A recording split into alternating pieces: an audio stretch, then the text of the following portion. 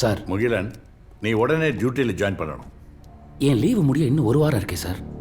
தெரியும்யா, ஸ்டேஷனில் ஏற்கனவே நிறைய கேஸ் பெண்டிங்கில் இருக்கு. மேலிடத்துலேருந்து ப்ரெஷர் வேற, அதனால உன் லீவை கேன்சல் பண்ணுறான். சார், அதுக்கு பேர் பெண்டிங் இல்லை sir.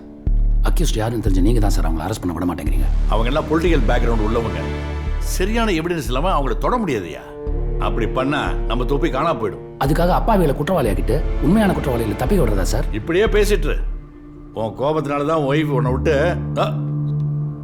Sorry sorry sorry sorry sorry Mugilan, sorry. Sir, நான் இப்போ என்ன தான் சார் பண்ணணும்? கோபப்படாதயா, யூ ஆர் பர்ஃபெக்ட் ஆஃபீஸர்.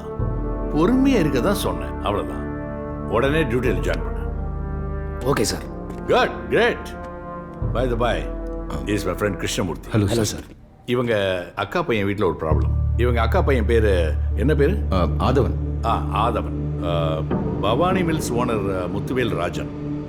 அவர் வீடு உன் ஸ்டேஷன் லிமிட்டில் தானே வருது? Yes sir. நேற்று அவர் வீட்டு வாசல்ல அவர் வீட்டு வேலைக்காரர் மர்மமான முறையில் இறந்து போயிருக்கான். வீட்டில் இவரோட அக்கா பையனும் அவர் ஒய்ஃப் 2 பேரையும் காணும். ஸோ இமிடியேட்டாக நம்ம எஸ்ஐ கமலக்கண்ணன் அந்த ஸ்பாட்டுக்கு போய் டீட்டெயில்ஸ்லாம் கலெக்ட் பண்ணியிருக்காரு.